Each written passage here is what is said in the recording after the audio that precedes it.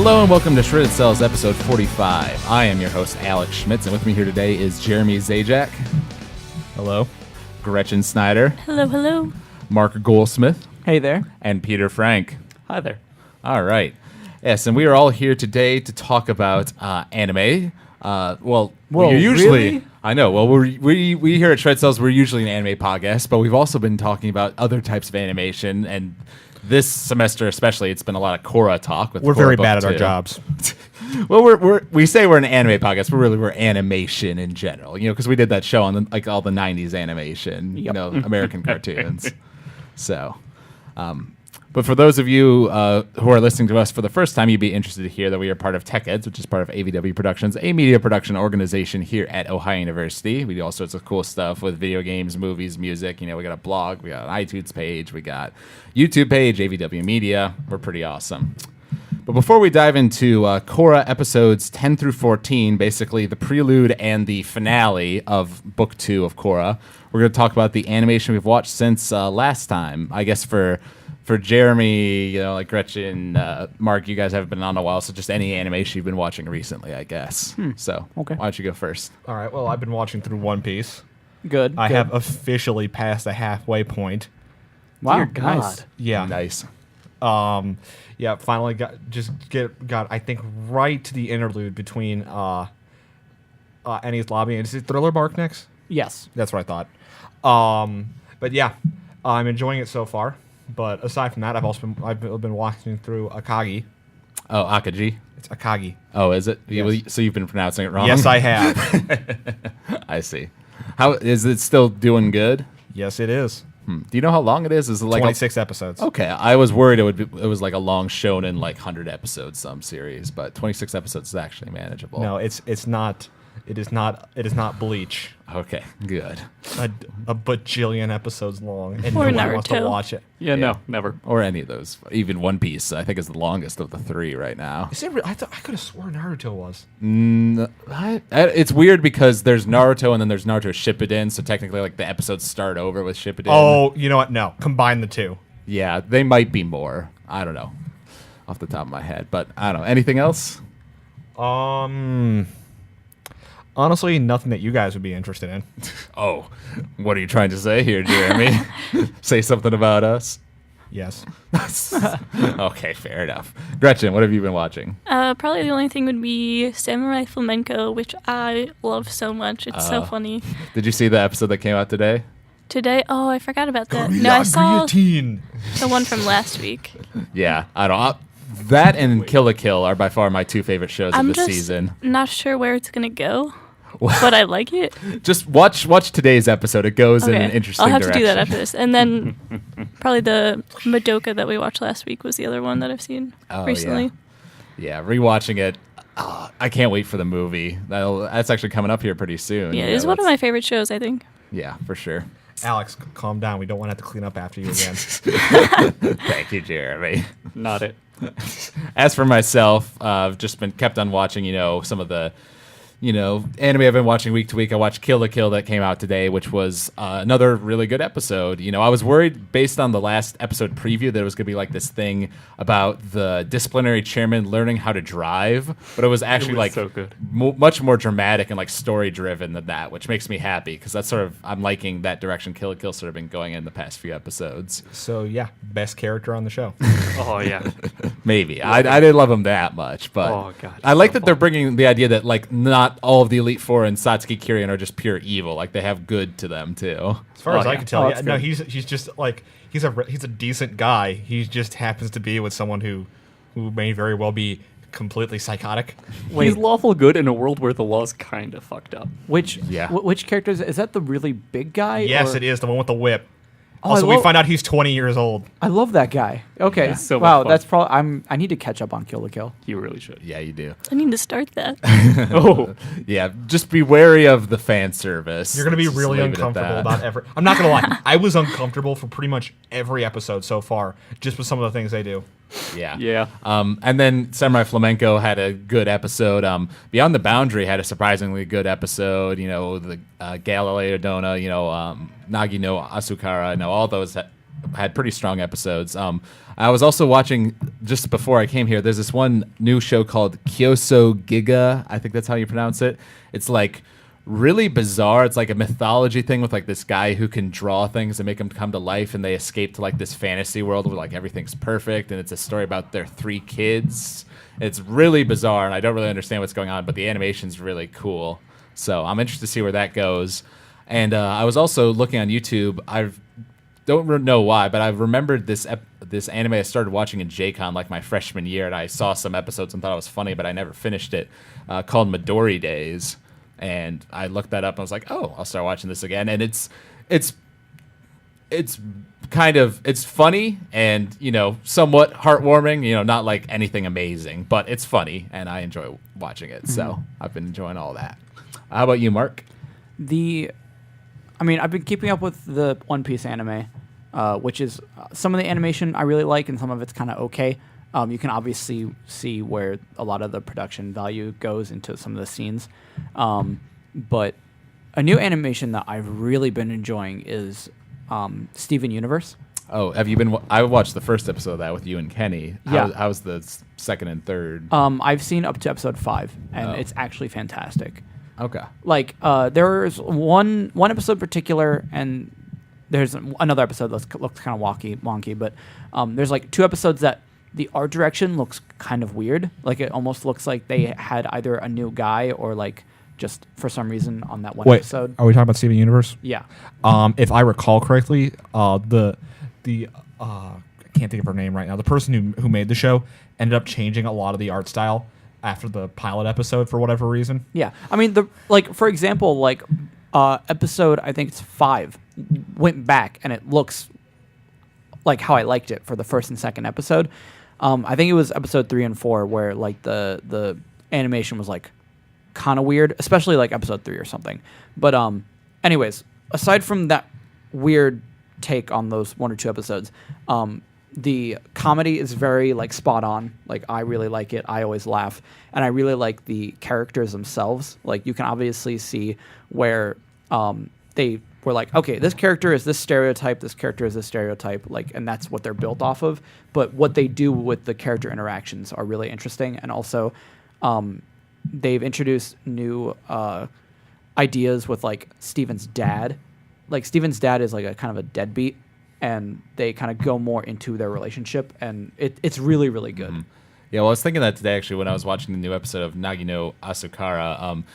All the characters like started as like these very high school cliches. Like, you've got the nice boy who's quiet. There's a boy who's like really loud and like sort of like Eren Yeager from Attack on Titan, like really angry all the time. The nice girl is quiet, and shy, blah blah blah. Like basically a bunch of stereotypes. But as they've gone on, and we learn more about them and see them interact, they've actually started to get some more dimensions. Yeah. So I think that's a pretty good way of building it, where a story introduces us with these cliches that we know and understand, and then as the story goes on, gives them the detail that makes them unique and cool. Yep. Mm-hmm. All right. And what about you, Peter? Aside from Korra, I've been watching Kill la Kill as well, loving it. I've watched another episode of Digimon Season 4. It's kind of hard to keep going with that one. I'm just not super invested in any of the characters. You have made a poor choice, my friend. Turn back while you can. Which series? That's Season 4. That's when they turn into Digimon, and they're all kind of one-note characters. Oh, yeah. Oh, you want to just remember that there's only one season worse than that. Season 2. Mm-hmm. Yeah, generally. Season 2 is literally the only time I watched Digimon, and I just put it down. And I What walked away. what is the newer seasons called? Like 6 or 7? There's X-Frost Wars. I think that's pronounced Cross Wars. I honestly don't know how that's supposed to work. I had a friend who was like, he said Cross Wars was like, because he's like an uber Digimon fan, he says Cross Wars is like the worst thing he's ever seen. I've actually heard a very similar thing, and from what I've seen of it, it looks a lot like sort of mixing Pokemon with Legos, where there's only one Digidestined, and he's sort of like obtaining more Digimon that turn into weapons for his Digimon to use, and his Digimon just looks kind of lame, and I'm just like, you're not very interesting. What?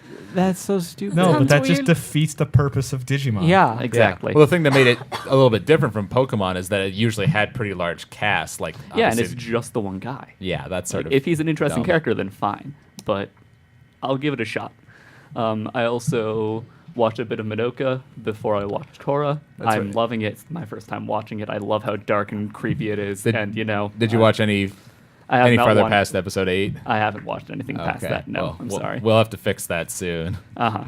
And then I also went back to Newgrounds and watched one of my favorite things from the internet, a Korean animation called There She Is. It's a very cute little, no dialogue, just K-pop in the background animation. It's functionally something about gay rights or, freedom of love. But I watched it a lot when I was younger, and I love it. That's cool. All right. So, as I mentioned earlier, the main topic of discussion for today is going to be The Legend of Korra, specifically episodes 10 through 14, which is basically from where Korra goes into the spirit world to the end of the show. Because Nick kind of surprised us where on Friday I remember I was going to a class and I was looking at Tumblr and I saw this post from one of the creators basically saying like, hey, if this gets reblogged like 10,000 times in the next 12 hours, we're going to put episodes 13 and 14, the finale of Korra, online like at midnight, after episodes 11 and 12 air on actual TV. And I was like, what? I was so skeptical of that at first. I was like, is this real? Yeah, well, when I saw it was from the original creator, I'm like, okay. And I looked, and I think even at the time when I was looking at it, it already had like 12,000 reblogs. Like, it got what it needed in like 2 hours. Yeah, I saw it was on an IGN article as well, so I was like, well, it must be real. Yeah. So it was kind of cool, actually, because I know with me personally, Peter, Andrew, and I went over to their apartment. We sat down at 8, watched the episodes 11 and 12 on TV, then just chilled out for about 3 hours, and then at midnight went on Nick.com and watched the finale. And so it was just like, we got 2 hours worth of Korra, 4 episodes in like a single day. So much fun. It was pretty great. cool. But we're going to start our discussion with episode 10, which is the, I think it's like Enter the Spirit World or something like that. I forget the exact title, but it's basically, the episode where Korra and Jinora go into the spirit world. And this was the first episode since the beginnings that Studio Mir was back full time. From episode 10 on, like all these later episodes were done by Studio Mir rather than Studio Perot, and you can definitely tell like the difference in quality, and just how much movement there was. I was definitely happy that Mir was back. Speaking of which, have they announced which studio is doing? Oh yeah, season 3? Mir is on for 3 and 4, Oh, books I 3 don't have and much of 4. a So is 3 official then? Oh yeah, 3 and 4 have been official since the end of the first one. Yeah, we knew 3 and 4 were coming. Later we'll talk about they've actually announced the title for book 3. Oh, cool. Yeah. Oh yeah, I remember I'm now. gonna have to fight the urge to sing Sheryl Crow. Yeah. But you didn't know that, Peter? I didn't. I All also right. inhaled a lot, so I needed to exhale. Fair enough. Okay, so episode 10, or in which we find out that everyone in the spirit world is a giant jerk. Well, but they weren't giant jerks. It's like your emotions influence what's around you. So when Korra was being sort of angry with the meerkats, then they all like ganged up on her. Oh, and we also find out that there's going to be a random sequence where Korra is a small child, and it will never be explained.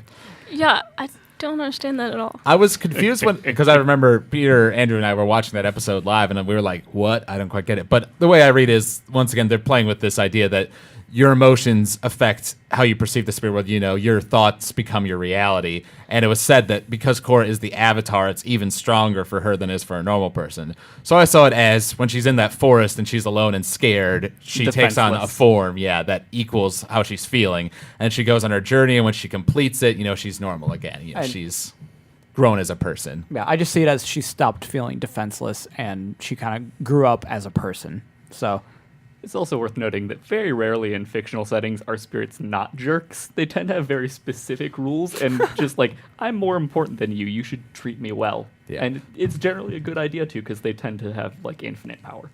Yeah. Well, to Korra's credit, like she was just going after Jinora and accidentally like stepped on one of the meerkats, and then she was like trying to explain herself, and they just kept on like barraging her with questions. So I can understand why she got a little frustrated with them. Well, Yeah. This was my first question. Why was her initial response, "Oh man, too many questions. Gotta hit them with something," and she tries to bend at them? Because she's How would- Korra. But I just sat there. I'm like, Are you insane? Imagine press conferences with her. Yeah, no, it's a full contact sport. I think that's why there are no paparazzi following her throughout the entire series. They just they realize that's a really bad decision. Hey, how come we never try to get pictures of the Avatar? Do you remember what happened to Bob? You mean the guy I'm replacing? Yeah, he had an icicle go through his chest. We don't follow her around anymore. Let's be honest, it would be fire. It would probably be fire. He had his face burnt off. Yeah. Melted right off. But I think the big thing about this episode that completely blindsided me was where Korra's sitting there, a little kid crying there all alone, and then Iroh shows up, and I was like, oh my God. That was I was so happy when that happened. You know what, though? As much as I liked it, and I know the guy... Could you remind me his name, please, Alex? I don't have his name offhand, but he's the same guy who played Iroh in season 3 of the original show. I know he was trying really hard, and I will give him as much credit as I possibly can. But it was not a particularly good rendition of Iroh. I don't believe it was very flat. It wasn't bad. I will say there is something different about the cadence of how he talks versus how Mako talks. It was flat. It didn't feel like he was trying to mimic. He was trying to mimic Iroh, but not Iroh, Mako, and he didn't capture any of his life. Yeah, and just for the viewers out there, when we say Mako, we're talking about Mako, the real life voice actor who played the voice of Uncle Iroh in the original show, not Mako the character. Yeah, I was AKA confused. Mako the giant jerk. Well, we'll get to that. just has a bevy Mako of women. improved himself in book 2 over book 1. You have to Yes, admit but then he pulled that stunt. Yeah, but I don't know. He got put in an awkward situation with the romance stuff in these I last was few so episodes. mad at That's him. not. jerk. That's still not a good excuse, and you and I both know it. Wouldn't isn't. be a problem if he wasn't just jumping from lady to lady. I thought he was Bingo. never gonna say it. I was getting so mad towards the end. I was like, "Come on, just say it." Yeah, well, the fact that She took he the- did say it at the end. helped. Korra took it way too well, I think. But we'll get to that. Yeah, we'll get to that later. But I don't know. I was really happy when I saw Iroh because it makes sense. We knew, I forget where it was mentioned, but I know it was mentioned in the first season that Iroh was one of the few normal humans who went into the spirit world. So the idea that basically when he thought his time on Earth was done, he left his body and just entered the spirit world and has been chilling out there drinking tea with his spirit friends, basically. So, from what I can tell, though, he is arguably one of the most powerful. From the way it's kind of presented, he feels like he might be the Tom Bombadil of the spirit world now. Oh God, yes. He's I just love it. the most powerful being there if he ever felt like actually doing anything. Although I wonder if he can get out of the spirit world. He went in when he was a bajillion years old. If he were to come out now, would he just turn to dust? Nope, he wouldn't now because now he's technically a spirit. Oh, yeah. So I when he guess walks you're out right. now, because he can do that. Now we'll get to that too. Hold on, we'll get to that. Let's finish this episode and move on. That's legit. There's Yeah. so many things to talk about. So many things.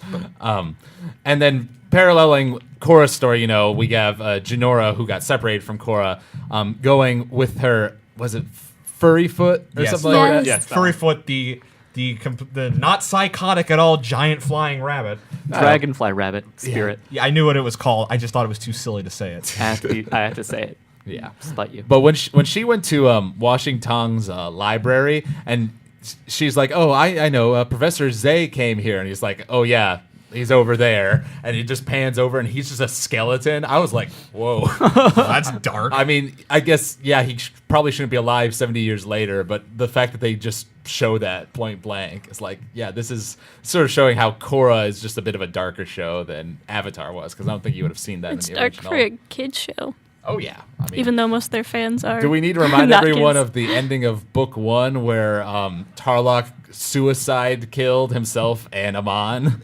Thus My getting rid gosh, of that was- 2 good villains. That was a great ending. Too bad the Amon reveal was arguably the worst part of season 1. Yeah, it was such a That's shame. that's a discussion for a different day. that's though. No, another yeah. But what I was gonna say is, while I agree with you, one of my favorite moments of the entire series was when that. Yeah, That but ending The problem happened. was that ending was cheapened again though by the Amon reveal. Yeah. Yeah. Yeah. But one of the funniest parts, I think, from these episodes was when Washington, or when Jinora started talking to Washington about the how the radio worked, and he was like, "Oh, I've heard all about the radio. It has a little person inside it, who speaks in boxes and sings. Apparently, I've been That was hilarious. misinformed. About little singing men. in boxes, and then this fox just like slinks away in the background. I love that. Even though it totally looked like a dog. Yeah, they sort of do, don't they? Yeah, no, it's not a fox. I know what a fox looks like. I have foxes living in my backyard at home. That good sir is That not was a a fox. dog. Quite That was strongly clearly of a dog. dingoes. Dingoes? No, tail's too much fur on it. Tail's too curly. Yeah, I guess. Yeah. Head's not the right shape either. Right. But moving on. Yeah, and I don't know. That whole plot line was kind of cool because I did think it was a little strange when we were watching it live. Like, oh, she mentions, oh, I'm with the Avatar. He was like, oh, we're with the Avatar. Well, why didn't you say so? Just don't touch anything, and flies away. I'm like, like Aang didn't exactly do the best job with being the Avatar with Washington last time. So I can't believe he's actually friends with the Avatar. And it turns out, oh no, he's not. He's working with Unalaq. Goes and betrays Jinora. Yeah. Made a lot of sense. I'm going to say this right now about Unalaq. I didn't much care for Unalaq as a villain, mostly because he was fairly ineffectual for the most part. He did some things that I just look at. It's like, that is a really amateur mistake. And this is my biggest complaint. If you're gonna be the villain who makes all of the obvious mistakes, and you're gonna be a villain who's mostly ineffectual, you better be hammy too. But he wasn't hammy. He tried to be serious. I'll admit he wasn't hammy, and he wasn't. I think the problem with Unalaq was that he was gone for such a large portion of the series, played such a minor role when they went to the Republic City stuff, that we sort of forgot about him. And he did do some incompetent things, but in these episodes that we're talking about, like 10 through 14, he was pretty damn competent. Like, he did a lot of, villainous plans that worked, like he came very close to winning. See, my only issue with that is what he did right seemed more like, I'm just a competent minion. Like, I can fight, so I'm a good minion. I can beat up that guy. Yeah, I can and fight I can so follow long as- orders. I can fight so long as the other person can't fight back. Well, no, but even when he's he fighting his brother, Yeah. that's- Yeah, even when he was fighting against Benders, he did you really mean good. Liquid, brother! That was Yes, pretty Metal good though. Gear. Like that was an awesome fight. As soon as he said that, I just busted out laughing. I had to explain to Alex why I was. That's right. I mean, to me, he just comes off as a very good minion to, Vaatu. Yeah. And I'm I mean, okay, I can respect that, but you aren't the villain. To me, he came out as a competent villain who, came close to winning and had some evil plans that succeeded, but he had little in the way of personality or intelligence as far as having a well thought out, good concocted plan. Like Amon actually had ideals and Oh, was it was smart and so did cool good. things. No, Unalaq this- wasn't like that. This was not a gray villain. If this villain was any more black, I don't think we would have been able to see him.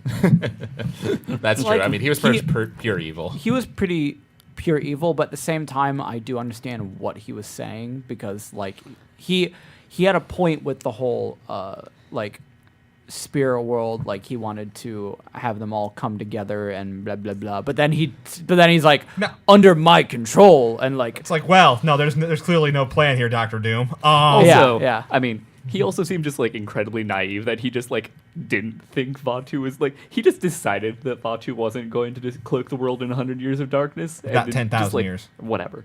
He just sort of said, nope, I don't believe that that's going to happen for reasons that I will never explain because I'm going to die. No, it's not going to happen because reasons. No, I don't. He never said that yes, 10,000 he years. did. He never said that 10,000 years of darkness wasn't going to happen. He just said it was going to happen, and his whole plan, it seemed to be, was to let the spirits and the humans interact together, and he would rule over all of them, and that meant annihilating a lot of the humans, in his giant Godzilla form. Yeah, because I do remember his plan was because I'm so in tune with the spirits, my will match Vaatu's and we will become one. He will not take Doesn't seem to be the case. he will not take over. We will just merge as one. Yeah, to give the show credit, I remember we were worried that it was going to be the cliche that we've seen in 1,000 shows where the ultimate evil is released and then the minion asks, okay, give me the power you promised me, and the evil bad guy strikes him down dead. That didn't happen because Vaatu needed Unalaq. It was very obvious that without Unalaq, Vaatu wasn't strong enough to beat Korra. Yeah. He was getting it. So I like that they didn't go that route because that just would have been so anticlimactic and dumb. Honestly, I kind of would have expected it. Not because it's well, this is really obvious, but it's just because Unalaq, up until this point, has done nothing that endears me to him as a villain. And usually when you have a villain like that, you try to get rid of him really fast. Yeah. Yeah, I mean, he didn't start endearing himself towards me until these last few episodes, where, like, in talking about this episode, near the end there, where, you know, Korra's going to close the portal, and he's got Jinora captured and is doing his evil spirit bending on her, basically going to destroy her soul if Korra doesn't do anything. It's like, okay, you know, that's an evil, villainous thing. That's pretty smart. Here's my problem with that. Korra's job is to effectively save the world when it needs to be saved, right? Right. Functionally. Yes. Well, I hate to be that guy, but why is it that every Avatar we've ever seen is not able to separate their emotions from the job that they sometimes have to do? Because they're still Korra's people. never been Because able they're to still do that. human. Yeah. But I mean, They don't become like that until they're old and jaded. And they've like had to kill all of these grossly armies. mean-spirited. But honestly, I'm not gonna lie. If Korra had just said, "You know what? I'm sorry, Jinora, but I have to save the world," I would have been so impressed with the series. It's not even funny. Yeah, I You're know. so See, sad. I would have loved it as well because I was thinking, like, why is Jinora there? Because if she doesn't do something special, then there's no reason for her to be there. You And I know, we're was gonna get thinking to that, maybe- and you're gonna find out how annoyed I was with that particular scene. And I thought, like, maybe she's going to get taken over by Vaatu. And, like, that'd be super cool. And then, like, wait, is she going to die? That'd be awesome. Yeah, I don't know. I was thinking the similar thing, like, oh, you know, don't do it, because we knew that as soon as Korra opened up one of the portals, you know, Unalaq would Yeah. kill her anyway or take her away. You know, he had no reason to give Jinora back to Korra. But at the same time, you knew in your head, from a storytelling perspective, they had to get the show to a point where both portals were open and where Vaatu escaped. Because if that didn't happen, then the ending would have just been kind of anticlimactic. You know, you had to get to that battle. Hey, there's other shows that the Ultimate Evil hasn't been released in, and they were still a really good watch. Well, I'm not saying that. I guess I'm just saying, like, they. Because they built it up so much. Yeah, they built it up so much, you know. I felt like there had to be a point where both portals were open, you know, where, like, harmonic convergence is coming, you know, we got the countdown, we got to go do this. Well, you there's know. there's also a massive buildup in Lord of the Rings that Sauron was going to get the ring, and he never did. And I mean, all things considered, I was happy with the whole Vaatu thing. I'm not saying I wasn't happy. happy. Don't Yeah. get me wrong. I'm glad we got to see that. But at Yeah. the same time, I wish they hadn't gone so cliched with how it happened. I guess, but, like, with the core thing with Jinora, you have a good point, but then again, like, almost any hero in that sort of situation, you know, in a lot of, like, because you see that a lot where, you know, the bad guy is threatening a friend's life, you know, to try to force the hero to do something. You know, most of the time the hero complies in the end because they don't want to have that person's life. I feel like you know, that on wouldn't their go with her shoulders. character to let Jinora die. But they're not supposed. What? What was that? Yeah. I'm sorry. Like, Well, she said it wouldn't go with her character. yeah, To like let Korra Jinora as a die. person Like, she's wouldn't not that have kind of person. done that, which makes sense. But I completely agree, though, about, like, I actually still do not like Jinora. And the main reason being that as a character, like, personality-wise, she was kind of interesting as, like, a minor character and all that stuff. But they kept telling us how in tune she was with the spirits. They and never explained it. You saw that she was friendly and stuff with them, but instead of being told about how in tune with the spirits she was and how amazing she was with the spirits, they never showed us. We never saw her do anything with the spirits that But we don't that- even know we saw why. something, all right. that made her Yeah. useful. Well, we saw in episode 9, the guide, how, like, she was seeing the dragonfly, whatever dragonfly bunnies, you know, around, and said, like, oh, I've seen But- spirits my whole life, you know. So But we that got to see doesn't- a little bit of it, but you're right, it wasn't emphasized that But, much. and why Not is it really. her though? Is why I don't understand. They never Because- explain like Yeah, we'll get to that when we get to episode 14, because I really love the finale. The explanation about exactly what Jinora did, I think, is the biggest plot hole. in Yeah. the That whole has to series of happen events. next season. If it doesn't, I'm going to be kind of, like, miffed because Yeah. again, I actually loved the finale. And by finale, I mean, like, all 4 episodes. Like, all 4 episodes leading up to the finale, like, were fantastic. Just that one big disappointment. It didn't ruin it for me, but it kind of... It was really left a bad taste in my mouth. Yeah. Yeah. A little bit. Finishing up our discussion on episode 10, I thought it was... Episode 10? Yeah, I know, right? kind of. I thought it was really cool, like, sort of the mythology things they're going with the spirit world, like the light and dark parallels. Like, I think Ira had some line like, if you look for the light, you can often find it, but if you look for the dark, it is all you will ever see. That was a good line. You know, Yeah, so I agree. one of those like philosophical quotes, you know, or like how they did the thing where like a journey of 1,000 steps begins with like one step or whatever. How she took like one step, looked back to Iroh, and he was like miles away. You know, when she was going to take the bird up the mountain. You know, so little things like that were pretty cool, and I liked how when she brought the bird thing up there and it like merged with the other four and became the golden dragon thing. Dragon Bird. Was Dragon that what it birds. was? Yeah, they're dragon birds. Whatever. loved it. That was really a really cool little sequence, you know, and like flew around, and when it came back in frame, Korra was like an adult again, you know, so that was like a nice transition for that. Yeah, and as we already talked about, the end, I thought the ending of the episode was pretty, you know, compelling, you know, where Jinora's gonna get killed. Oh no, Korra opens up the portal. Then Korra's about to get turned by Unalaq, only for the golden dragon bird to come down, hit Unalaq, and basically send Korra away. And I thought it was really effective how they end the episode with like Tenzin going up to Korra and being like, Korra, where's my little girl? Where's Jinora? And like Korra just has like this really scared look on her face, and just the desperation in Tenzin's voice, I felt like really That's sold another that reason why I moment. don't think that she could have let Jinora die. Because of all the things that Tenzin said, like, don't let my little girl die. Yeah, Yeah. I know that, but could you imagine? But let me put it this way: Tenzin would have been forever upset.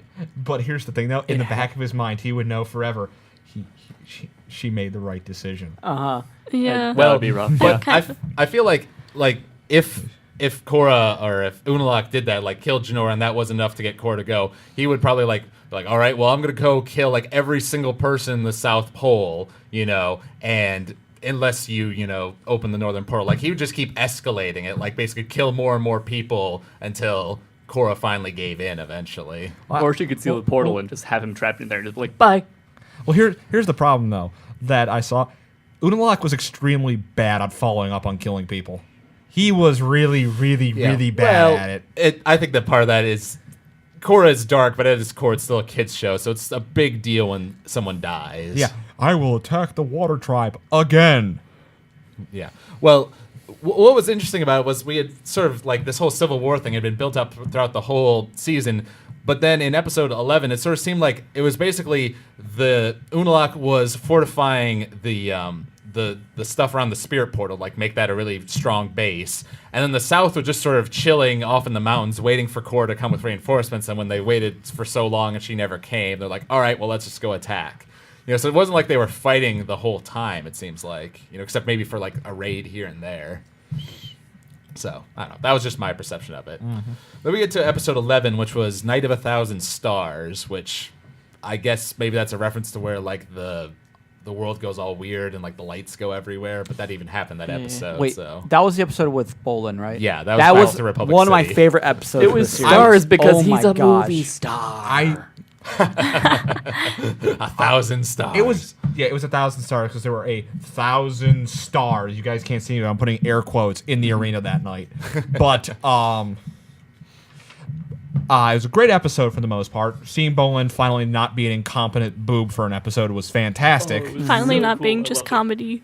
Yeah, It was really I well know. done. I really loved the Nuktuk stuff that was going on with Bolin, you know, but as we're getting to the later point of the season, it's like, okay, we need to finish up this Republic City storyline and get to the final battle because we know that's coming.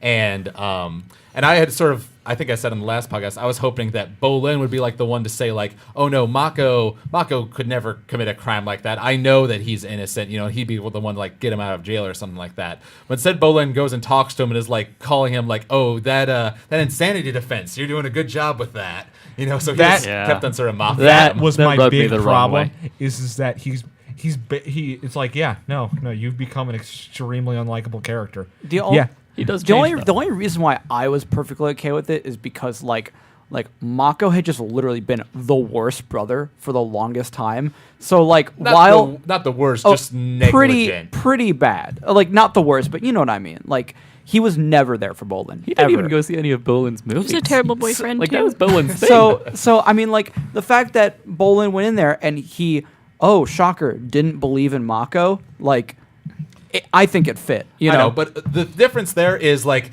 I sort of expect it from Mako because Mako is sort of a jerk a lot of the time, whereas Bolin is like good at heart. We know that. So I Yeah. expected him to be like the one to be compassionate and understanding. And you did sort of see that when he was watching the Nuktuk movie and then got sort of depressed and went outside and Asami went and talked to him. He was talking about like, I'm mad, that Mako's not here. That Korra's gone, like Team Avatar is falling apart. Yeah. Sort of got to see him be sad about that. So it shows he was feeling it. He just wasn't expressing it to Mako. It's just weird because they had this whole like we grew up on the streets together. We had to do whatever it took to like stay alive and stay together, and their relationship doesn't seem to show that in any way because Mako just seems willing to just ignore Bolin now that they're more or less okay. Like you would expect a much closer brother bond for something like that. Yeah. Well, he was like. I mean, basically, when they got to Republic City, Mako went back to the police force, and Bolin's like, well, what should I do? And he said, figure it out. So he did it like, it wasn't like he was actively trying to hurt Bolin. He just didn't help him in any way, and that's what made Bolin That doesn't make it mad. sound any better. Yeah, No, it doesn't. if anything, it actually makes it sound worse. To I be guess, honest, yeah. his like refusal to even interact with Bolin did Yeah, harm Bolin. that kind of because bothered Bolin me. wanted like insight from his older brother, who he looked up to and like depended on for so long, and he just wasn't there. And Bolin didn't know what to do, so he went and found Varric, who was The best Awesome. villain of the show. No, So best villain good. of the series. so good. I love it. I think Amon is the best villain of the No, series. because Amon was almost entirely ruined by He that was ending. neutered. It was so great. It was so great. Yeah, a great villain, very well written. Yeah.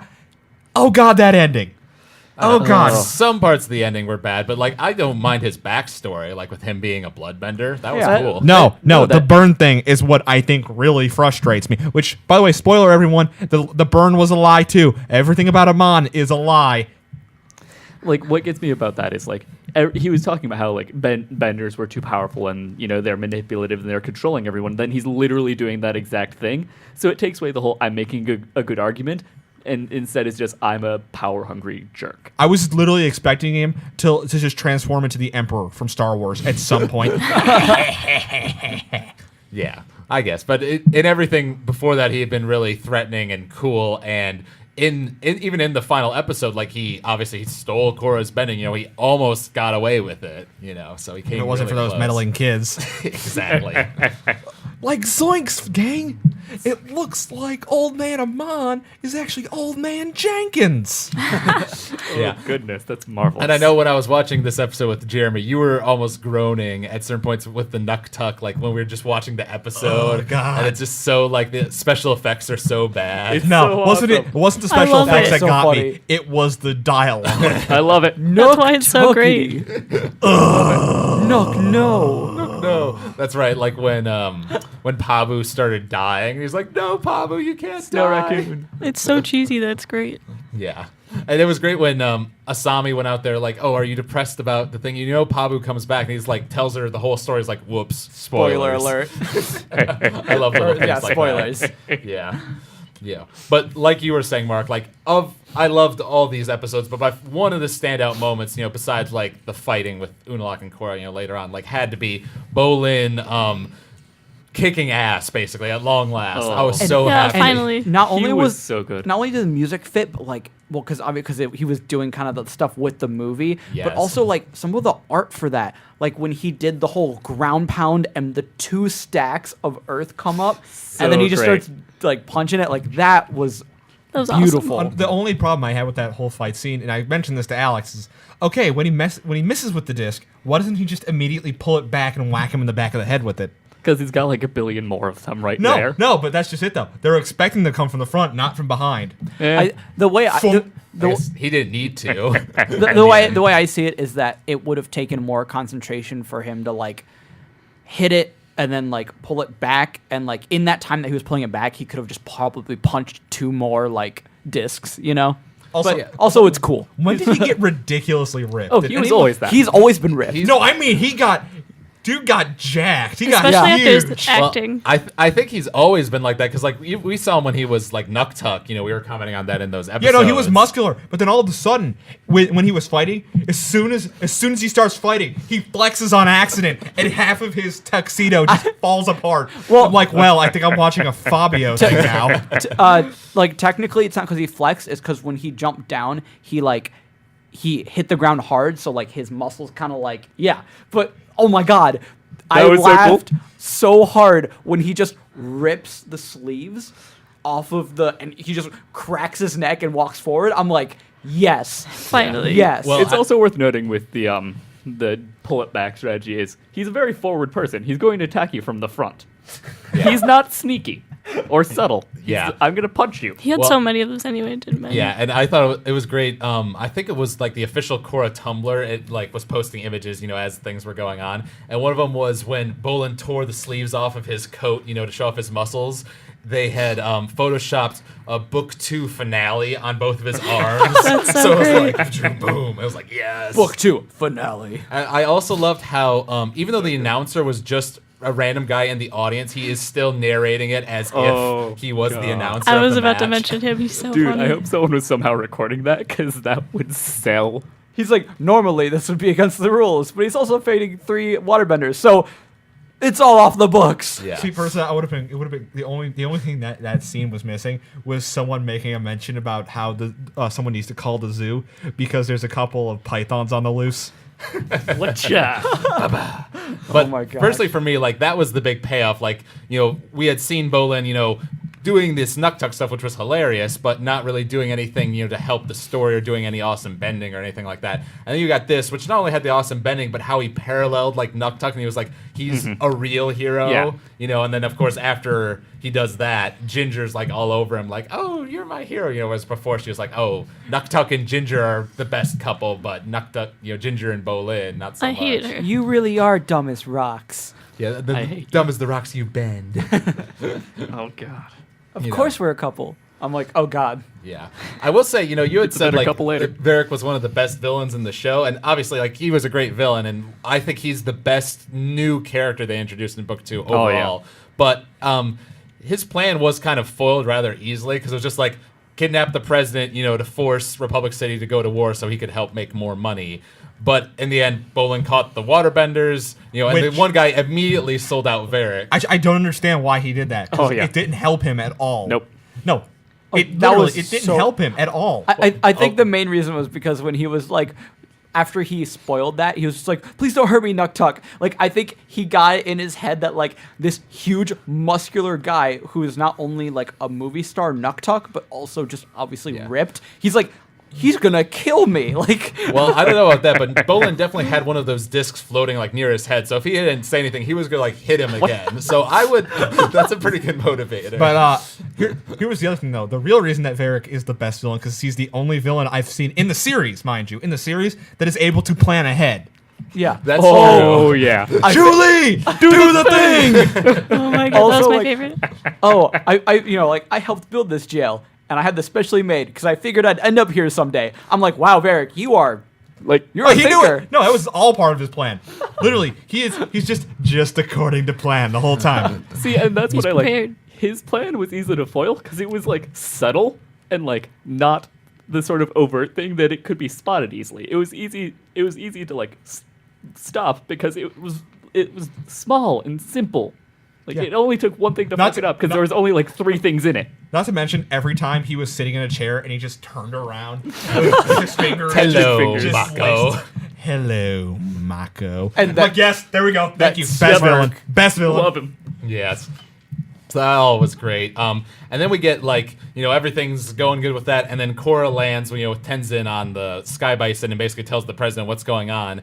And this sort of made me mad in that the president still refuses to send any troops up to the south because like Up to the south. That made no Down to the sense. south. That made no Because- sense. Well, on the like one it. hand, I get it that like his priority is to protect Republic City, and like I understand that. However, basically, he was going in with a very like I don't know, glass is half empty philosophy. Like, well, I'm just going to presume that you're going to fail and that this really bad thing is going to happen, so I need my troops here to protect it. But he was right. But no, No. had he sent a bunch of troops with Korra, they probably could have beaten all those people at the north, and she could have gone through the portal, closed the portal, and then Vaatu never would have escaped, and Monster Unalaq would never have come to Republic City in the first place. Because honestly, there weren't that many people at the camp that were protecting that portal. Like, Nope. had he sent the entire army, Well, he didn't even need that much. he just didn't like need it. 2 or 3 battleships But would what have helped. what I'm saying though is like if not that he should or would have, but if he had sent the entire army,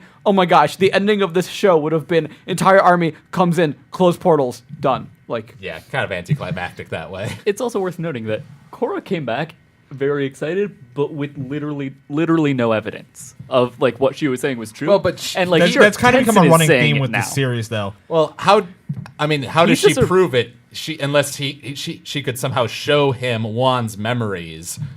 Well, She has no proof. But I mean, he's a president, and he's okay. I could give these troops that I've already denied to her for the same goal, with still no evidence that it's necessary. Well, but I don't know. But he bought into what she was saying, and he was like, "Okay, I believe what you're saying. In fact, I believe what you're saying so much that I could presume that the end of the world is coming, and I need to protect my people. Not going to presume that if I helped you, maybe we could stop it before the end of the world happened." That was Fair. the problem I had with the president. You know, because this time when Korra came to him before, it was like, "Can you help me in this war between the North and the South?" Now it's like, "Can you help me stop this madman who is literally going to take over the world with this super powerful dark spirit?" You know, it just raises the stakes considerably from what she proposed to him before. And then near the end of that episode, we see the big battle going on in the North and the South. And I agree with you, Mark. The fight between Tonrock and Unalak was really awesome because, like, Unalak was like doing a lot of awesome like water bending, and Tonrock did a little too, but he also did a lot of like physical stuff where he just like smashed into the ice as he went, you know, and did the slow-mo punch, you know. Yeah, it was a for poor Unalak. choice because I that's the second. only reason Unalak got him is because he went into slow motion. Because Unalak just like moved normal speed. It was like, boom. I do like Tonrock's whole idea though of like, while we're both good at bending, like if I can just get one good punch on him, like my brother's a stick. He's paper. If I hit him once, he's done. Like Brother! Yeah.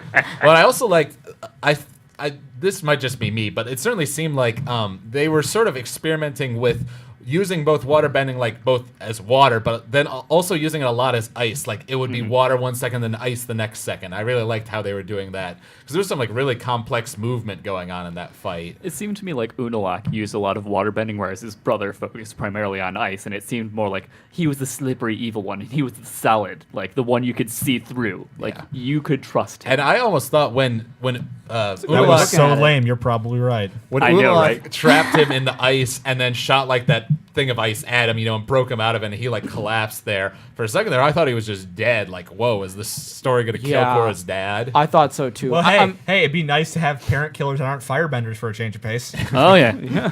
That's true. So then you had that. You know, so that was a pretty awesome fight to end the episode. And then we get to episode 12, and probably one of the moments that Jeremy and I think laughed at the most because I rewatched it with Jeremy when Bolin went up to Mako and was like, "Who is the wise man who once told me that breaking up with a girlfriend is like tearing off a blood-sucking leech?" Yeah, he just has this grin on his This face. massive Like, eat shit-eating grin on his face. it couldn't have been at a more perfect time. Yeah. Oh, come on. It's not that. Oh, come on. Oh, come on. I'm just looking for a good opportunity. Korra knocks the head off the training dummy, walks over. Oh, sorry about that. And then he walks away. And the grin on Bolin's face has gotten even bigger. Yeah, I thought I was kind of laughing at Mako too because when he's holding the head, he gives it to Korra and he's like, oh, what is it? He's like, he's being really awkward. He's like, never mind, you know. He just wusses out of it. And she's like, oh, okay. It just walks away. Yep. Yeah. Although, to be fair, I think it was actually smart that he didn't tell her then, because to Yeah. tell her really emotionally damaging news right before she has a battle to save the world is probably not the best idea. So better to let that wait till after the end of the world battle happens. One would hope that Or- she'd be able or to he like could've just said it right away. differentiate. Well, he could have, but even in that situation, I guess we didn't talk about that last episode. He was right in front of like a big crowd of people, you know, and it was just thrust upon him. So I can Yeah, that'd be understand it another being awkward awkward. thing. Yeah, it would have been awkward, but it also wouldn't have. You know what? We'll get there. Yeah. Felt bad for Asami. Well, yeah. Right after he said that. When Asami, when he said, oh no, it wasn't that bad of a fight, Asami gave him a death glare. Like, Yeah. she No. was pissed. You know, Asami's not allowed to be happy if you haven't figured that out yet. See, if It's kinda Asami true. goes back to him next season, I'm done with her character. Because there was no reason to go back to him this season because he was a jerk last season. If he comes back, if they get back together next season, then it's just like, okay, then you just clearly have no form of pattern recognition. Yeah, it'll be interesting to see because we didn't get any the last we saw of Asami and Mako was her glaring at him. So we don't know if they're gonna get together or if looks not. could kill. I feel like the next season will probably start with them like Mako trying to repair that relationship as Sami being sort of like, cold towards him, but eventually they'll get together. Or it'll be what it always is, and where it's just we're Team Avatar and Asami. Poor Asami. Or it could be Bolin and I- Asami for once. I really like Asami. No, you're not allowed to be happy. Get used to it. Oh, I Okay. could also say, rewinding back to episode 11 for a minute, I loved Varric's line where he's talking about, oh yes, I named my battleship the Zhu Li. They're both cold, heartless killing machines. You just look at She you doesn't like, say "Dear anything." God. I wanted to see Julie just kick ass. Yeah. I would be so guarantee cool. that we haven't seen something with her so far, and there's a reason. There's a reason that Varric is able to be mean to her, even though there's clearly just something a little off about her, and it's not just because she's stern. There's clearly just something a little off. I want to find out that she's secretly like a firebender who focuses entirely on lightning. Some kind of She's like badass. this terrifying I Azula was character. almost wondering like No. if she was his wife or something like that. Like if they were going to reveal that. No, she's just clearly an earthbender that can actually bend your bones. Oh God. Oh Lord. So obviously that was hilarious. Varric having his own cell, like you said, that he like. Oh, I knew I'd end up here one He was like day." living the life over there. Pretty much. And then it was kind of cool to see like where they brought Jinora to Katara. Kind of nice to see her again. And you walk into that hut and you see Yeah. like all the Southern soldiers laid out there on the beds, all injured. And it's like, ooh, like this is what war does to people. War never changes. Of course, classic. And then we get them formulating the plan, and Which was a really bad plan, by the way. Oh yeah. well, it wasn't. I mean, they were doing pretty good with it for a while. Like this whole idea of we're going to distract them in the plane, and then you guys are going to fly in there with Oogie. They didn't count on a bunch of dark spirits flying around protecting the portal. Except they totally should have. One thing Probably. I kind of resent is that never in the series have they let Boomy be actually good at his job. Like they That couldn't was just like the let him be a best. general and actually like come up with a good plan. He had to like tell some stupid story that Asami could interpret into a good Oh, plan. no, but he's the goofy older comic relief character.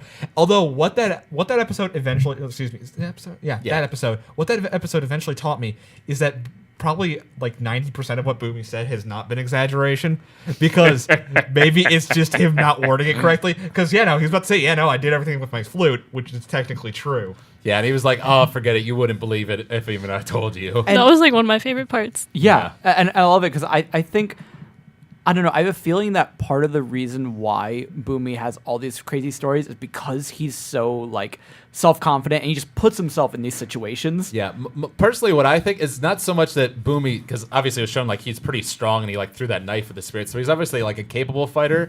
But I think it's really he just has the devil's luck. I'm pretty sure that's like his secret weapon. That too. No, as soon as I don't know, as soon as I saw Boomy just whip a knife out of his gun, I'm like, well, there we go. Most pragmatic character in the show. That's absolutely fantastic. No, that's great. That's great. He's like, yeah, you know what? No, I'm not a bender, but Knife bending. That would have worked on any human. So it was just Right. unlucky. But those punches he was throwing at the spirit's face. you could even hear like the spirit crunching when he was hitting it. Yeah, Well, like- there was one where he like did an uppercut and they gave it like a lot of force, but obviously it was like a gooey spirit, so they even heard it. I was cracking up when he played the flute and that spirit started dancing. Yeah, well, I saw I liked it, but like And then the other spirits got mad. I saw a great It's gif working. on Tumblr where it was like, you know how he was doing the flute and he was like stomping his feet at the same time?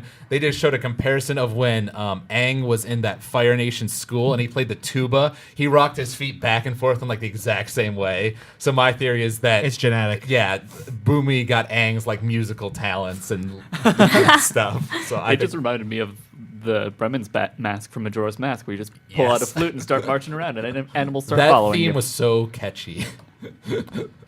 Oh man, but and before that, obviously had the big plan, which obviously fails in the end. But like I said, they were being pretty confident. Like when Mako and Bolin are on top of Asami's plane, and Mako's shooting these fireballs that are like blowing up everything, and Bolin throws the those mine things, the remote detonated mines. Like they're blowing stuff up. They're being pretty competent, But then of course Eska and Desna come down and shoot down their plane, and the dark spirits crash Oogie, and everyone gets captured, and that's looking all bad. Except for Boomy. Boomy. And Kaya says, like, Boomy will save the day. And I think Tenzin sort of, like, grunts, like, he doesn't believe it, I don't think. No, like we are doomed. A little bit. We're doomed. Quote some Star Wars there. And then this is the episode where, what's his name? Unalaq sort of revealed his plan, talking about how he was going to let the spirits, like Avatar 1 made a mistake, with the spirits and the humans should work together and I will lead them all. And he said, I will lead them as a dark avatar. I will fuse with Vaatu, I could literally hear him going in the back of my head, I'm evil, oh God, I'm so evil. Yeah. Well, I remember when we were watching the beginning, it was like as soon as we saw Rava fuse with Juan, we were like, oh, well, Vaatu can do the same dark avatar. Like, that was all over online. Yeah, no, I immediately shot you a dirty look as soon as I saw that. I know you didn't like the idea of the dark avatar, and I admit it's pretty cliche and like not the most original idea in the world, but I knew it would lead to an awesome fight, and it did in the end. So I was fine with it. I thought the way that it was executed was okay. I mean, like you could see it coming from a mile away, but at the same time, It worked. It was pretty cool. Yeah. So I was all right with that. And I also loved how, Boomy does his whole thing, that wrecks the whole camp, and he slides in there, and, like, Boomy's here to save the day, and Eska and Desna are, like, behind him, ready to, like, waterbend at him, and then Naga just comes in and bashes their heads together and just knocks them out. Which reiterates what I said in the season finale of Book 1, where Naga took out, like, 3 mecha tanks in a single blow. They got to bring Naga to, like, every fight, because she is extremely competent. Like, she kills everything. Yeah, Polar bear dog. Polar bear dog, very powerful.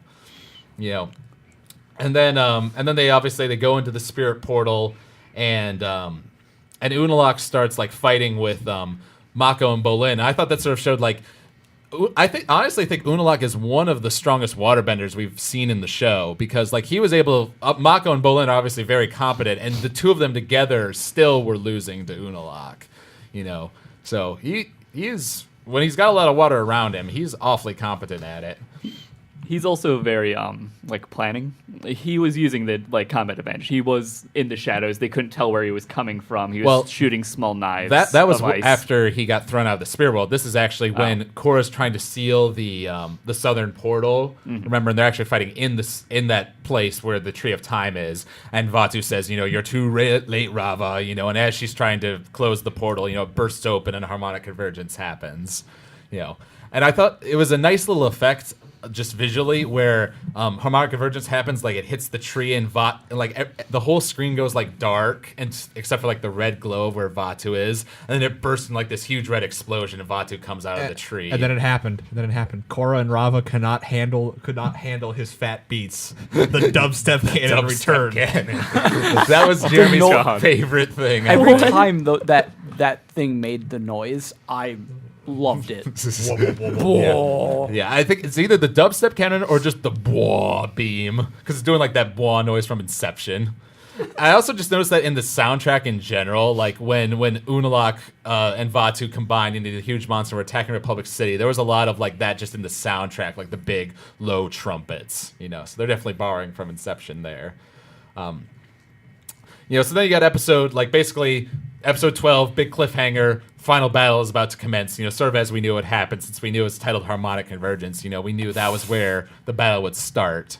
And episode 13 starts off pretty interesting, where, Korra pretty competently just tosses Unalaq through the portal and tells Mako and Bolin, hey, go keep him from coming back, and goes and fights Vaatu, and actually beats him pretty easily, seals him up in that ball and is like gonna put him away, which I sort of thought is just like confirmation that although Vaatu and Rava are very powerful in their own right, when they fuse with a human, their power increases exponentially. And I was so surprised by Korra's idea of just like flinging him out of there and just, okay, keep him out. Like when she did that, I was like, I didn't even think of that. Like, good thinking, Korra, because usually Korra is like that headstrong, like doesn't really have a plan. So the fact that she did something like really competent, I was just like, thumbs up.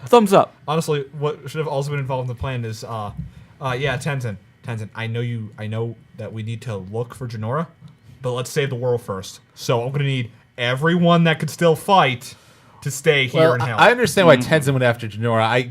I think Kaya, at the very least, could have stayed and helped with, like, waterbending stuff, because, like, I don't think all three of them had to go find Jinora, But that's a nitpicky thing, I guess. You were mentioning how Korra is being competent. I also like in the previous episode, like she comes in the spirit world and like Unalaq is charging at her in like this huge wave of dark spirits, and she just goes Avatar state and does like this huge blast of air that just like takes out all the dark spirits at once. I was like, all right, Korra's not messing around this time. I'm liking this, And this is where what you were saying earlier, Peter. We had the fight between Mako and Bolin, and with Unalaq, throwing his ice, from the shadows of the trees, and just sort of, they were just basically trying to stall for time, long enough for Korra to steal Vaatu away. And Bolin makes about the best face I think I've ever seen when Eska pokes around from that ice. It's just like, hello, my little turtle duck, and he just gets this look of horror. Which I thought was great. Oh, when he starts crying and like pretends that he loves her. No, yeah, he wasn't that's not pretending. Well, Well, that's what was interesting about it, because as he was going on about it, I remember Peter, Andrew, and I were saying, "Oh, this is his acting paying off." And then This he is so walks good." away. And then as they're running away, Mako says like basically the same thing, like that was the best acting I've ever seen. He's like, "Yeah, acting," and like The sheds a little tear comes down. I was like, "Oh, That was one of my favorite parts because they did make it very obvious that he was, well, to us, they try to make it obvious that he was acting, quote unquote, because it was so it was so cheesy." cheesy. Yeah, I love the way then, they did that. But then when he like does that tear, I'm like, for one, that's really cute, and for two, honestly, because of how goofy Bolin is, it like fits his character. does. So I just like that because I wasn't expecting it. So I'm like, oh, like that's kind of sad. Yeah.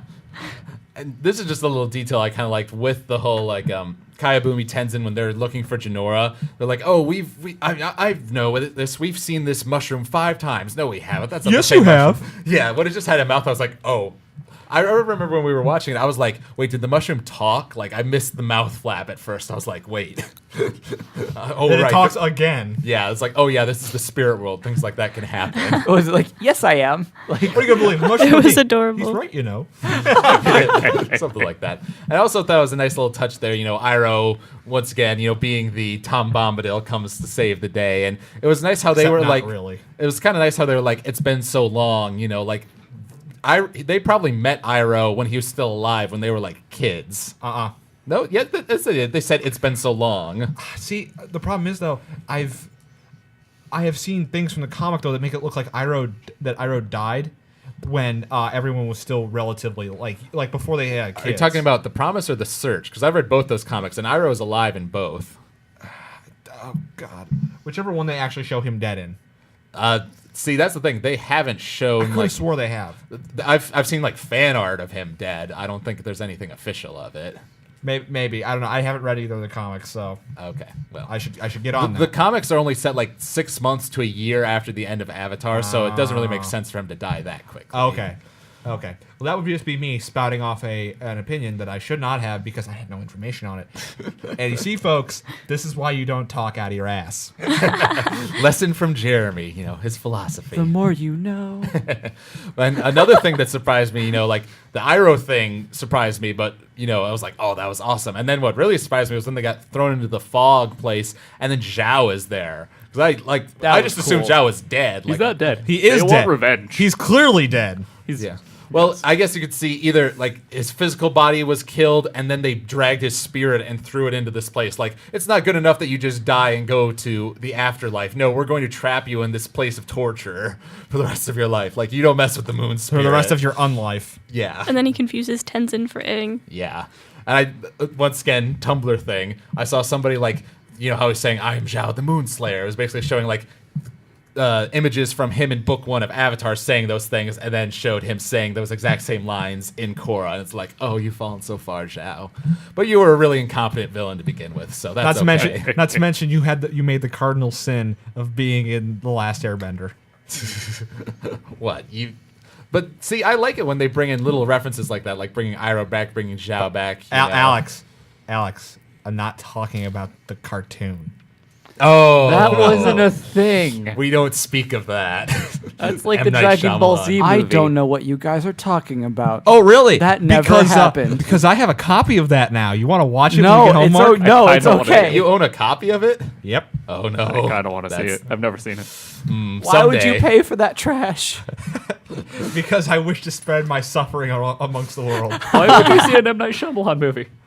Well, some of M. Night Shyamalan's movies are okay. His last good movie was His first one? What? The Sixth Sense. His first one? No, the one right before Signs. I can't even remember what it is right now. But no, everything from Signs onward was like, oh no. And I did think it was cool how, because we'd had this whole thing throughout the season, with Tenzin sort of having these expectations of himself, like as Aang, and legitimately so, like where he says, I am the last, I'm son of Aang, I am the last airbender, I am the hope for the future generation of airbenders. There's a lot of like responsibility and pressure riding on his shoulders. And then he sort of like talks with the version of Aang, in the fog, and he's like, "No, you are not me, and you shouldn't be. You are a Tenzin." It was a nice little like epiphany moment for him. It's the only time Tenzin was competent the entire season. Yes. I don't know. He was Pretty much. He seemed kind of juvenile to me the entire time, where he was like, you are too similar to your children in the way you're approaching your siblings. He was a little more juvenile, but honestly, I think it let him like. I mean, he got some character development in this arc, whereas in the book one, he was competent throughout, but he was pretty much stayed the same, except that he became more willing to put up with Korra's, Nonsense.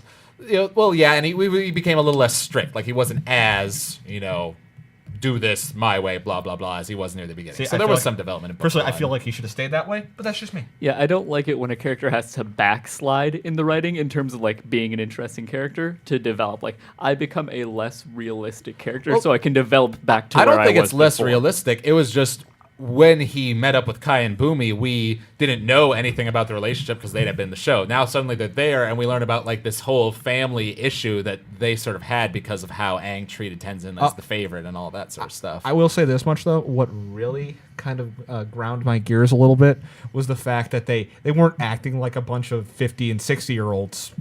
Excuse me. 40 and 50-year-olds, talking with each other. They were acting like a bunch of 12 and 13-year-olds. Yeah. Mm-hmm. I'm sorry. Listen, my family, there are so many siblings. My mother has 6 siblings. 5 siblings, 6 siblings. I lost count. A lot of siblings. A lot of siblings. And they don't act like they did when they were 12 and 13. Yeah. I know. I feel like it is a little childish, but I have seen things in real life where adults do act childish, like, But it was nonstop, though. That was the problem. Well, it wasn't nonstop. Yes, there was. I think it was episode 3. Episode 3 was the episode where they that was the main focus, and then episode 4, Tenzin went and had the tea party with his daughter, which was obviously a little immature. But then at the end of the episode, they all came together. It was like family is important, blah blah blah, And from there on, they were, they still argued a little bit, but they were pretty. They weren't as antagonistic towards each other. I agree that it happened a little too much, but I mean, it wasn't a huge complaint of mine. It's just, I guess I wish they handled it a little bit more mature-like, but I guess it makes sense because they had been bottling it up for so long that they never actually sat down as kids and talked it out. So, I mean, I don't know. Yeah, that's sort of that You don't childishness. talk it was out, you still punch there. it out. Just fight. At least I could see Boomy doing that. But Boomy would lose that fight. I also thought it was interesting where, how the mist makes Maybe you without think of bending. your worst fears. Boomy said something about a bunch of Cannibals. cannibals, which I think he probably maybe fought like a tribe of cannibals in the past or something. And then Kaya's fear is apparently the fact that she wants to become a spinster. Well, she said, "Don't tie me down." I think that I don't goes have to a the- family. I don't have a family. You can't tie me down. She's clearly afraid of commitment. Well, they sort of said that earlier because in that episode where Tenzin and them were all arguing, he said something about how she was like journeying around the world trying to find herself, and then she had to settle down after Aang died to take care of Katara, So that she was that I guess spiritual journey, like she's sort of hippie-ish almost. I think, she was like journeying around the world trying to find her place or whatever. But, that's the Tenzin, sort of storyline of the episode. The main thing that was going on, obviously, was Korra and Unalaq. And it was pretty awesome when Unalaq came in there, stopped, Vaatu from getting trapped, and then fused with him, touched the harmonic convergence beams, and, now we are fused forever, and we got our big battle, Avatar versus Dark Avatar. And I honestly think, the bending that was going on there rivaled that of the Ozai-Aang fight. It wasn't as good, but it was still pretty epic, seeing them, Korra using all 4 elements, and Unalaq doing this really intense water-bending stuff. I thought that was great. I don't know, what did you guys think? It was definitely a very good fight. It was a very interesting fight. It was a lot of fun to watch up until its tentacle time. See, well, I don't know. Personally, I thought that out of all the stuff in the finale, the part that like hit me like the hardest as far as like, oh god, that's really bad, was when he does the weird tentacle thing. Korra like goes to breathe fire on it, but it grabs her face, sucks Rava out, and then he starts water bending at Rava. That And was cool. as we see her start disappearing, we see the past lives start disappearing one by one until even Juan is killed and Rava disappears into light particles. It's like, holy crap! Like the Avatar cycle's broken. Like Rava is dead. Like, that's really bad. Like, Which leads it. Let's talk about what that leads into, shall we? Yeah, but right before that though, like I just remember one thing I'm impressed with about these like last 2 episodes is that it was just one bad thing after another. Like Oh, yeah. they did a really good job building that suspense, and for the most part, it paid off until we got to the part Jeremy's talking about right now with Jinora and the whole spirit and how Jinora, aka airbending Jesus. well that and also literally It's exactly what she is. No, do you know what she is? She's a Deus Ex Machina. That's what she is. it's not. I know it's not total Deus Ex Yes, Machina. yes, it is. It Because it it- entirely is. There's no. I'm in tune with the spirit world. Does not translate to. I can magically recreate one of the primal elements of one of the primal forces of the spirit world. Well, Yeah. she didn't the way I read that scene personally is that she didn't recreate it, but she made it so that Korra could pull Rava out of Vaatu, because we had Rava and Vaatu say light cannot exist without dark. I can't die, he can't die. So Rava is inside of Vaatu, and Korra like after she punched him into that mountain, she like did something like some yellow light came out, and he's like, "You're searching for something that isn't here, Rava," or something like that. No, light didn't come out until after Jinora. Originally, that was just her hand going into him, and then he unleashed the dubstep cannon on her at point blank range. The way I interpreted it is, she received a when she sent Tenzin away with a little teleporting butterfly of magic whatnots. She was taken by her own butterfly to a thing that was basically just like a revive or an EXP share that sort of just boosted the health of, like, sort of speeded up the process of Rava starting to grow within Vaatu. Yeah, I don't know. And then Tor's like, oh, there it is. I'm going to rip that out of your chest. All right. Jeremy's cringing over here. Which Jeremy's glaring at me right now. And I'm it's not quite glaring at amusing. you. You just happen to be in the direction I'm glaring at. But see the whole problem with that, and it's nothing about your theory, Peter. It's a thing that like It's still stupid. It is still stupid. We can only make up theories. We're never told what happened, and I think we really deserve to know what happened, especially after they built all this up about I have Jinora. a feeling we're gonna get told, and we're not gonna like it. Well, yeah, I'm mad that we didn't get told. I've seen some theories that, like, okay, I can see how that could be it. Like, there's this thing I read on somewhere online. It's this person's theory. They had this really elaborate thing written out. I don't know why, but it says, unassisted by any leaf from the tree of time, Jinora's communion with the cosmos granted her the gift of Rava's light. The light spirits friends the young airbender for as long as she can remember, yielded unto Jinora, Korra, and the universe the collected pool of positive energy. So it grew from the love of a child at the innocuous core to bear the spirit of light anew. That's so stupid. I'm sorry. That's really dumb. Yeah. That's not a good It was theory. also You know just what? really flowerily written. I'm Yeah, not even sure I I don't- understood You know what? half of what he said. I'm not gonna make fun of the person who wrote that, but that's actually what it is. Oh my god, that is awful. I don't know. That's the way- atrocious. and- that is literally what I just said. Whoever- That's literally just, she has become, I hate this word, but she's become a Mary Sue. That's actually what happened.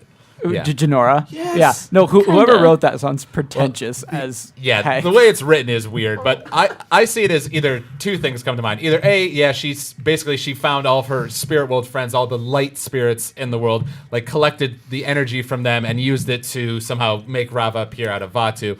Or B, which in this one I actually think makes more sense because it's actually sort of hinted at in the show, because Iroh said he still had the teapot that Rava was carried in. He said, like, you can still taste a bit of light in every cup or something like that. So like That that would be maybe cool. there was some remnant of Rava still within that cup, and she like somehow used that to plant the seed of Rava into Vaatu. So on the one hand, we have cannibalism with the light thing. And on the other hand, auto cannibalism, excuse me.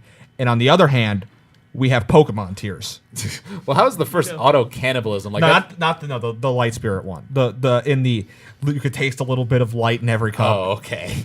I actually wouldn't mind the teacup I thing kinda that like badly. that. I feel like that was foreshadowed just enough that I could buy that. But it's still really crappy. It's not not perfect, terrible. but at least I wish they had like even a single line that said like, "Oh, Jinora, where were you?" Blah blah blah. if they had just put in that would have been enough for me. Like at least a little bit of explanation. She's for so it. pretty. It's called a bloom effect, kid.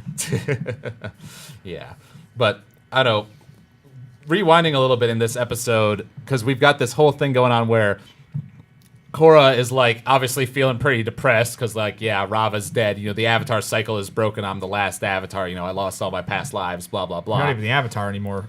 Right, and then Tenzin says, and I like this sort of parallel. Like now that Tenzin sort of went on this journey and sort of realized who he was. Like he's not Aang, he is Tenzin, he is what he makes of himself. He's basically able to teach that same lesson to Korra, you are not the Avatar. The Avatar isn't what defined Wan, what defined Wan was himself as a person, it's what defines you, Korra, as a person that makes you who you are. Now let's tap into your inner spirit and throw the Jolly Blue Giant at him. Well, no, I'm not gonna complain about that because Giant Fight was, very fun to watch, but there's just something in the back of my head as soon as I saw her show up, ho ho ho. But well, I was feeling a little bit more Pacific Rim with the battle in the water between two giant. That's why I actually made a comment about that with the. I could just imagine the president going, "Oh God, why did we cancel the Jaeger project?" That would be awesome. We should have built a wall. Varric's like, damn, I knew that was a good idea.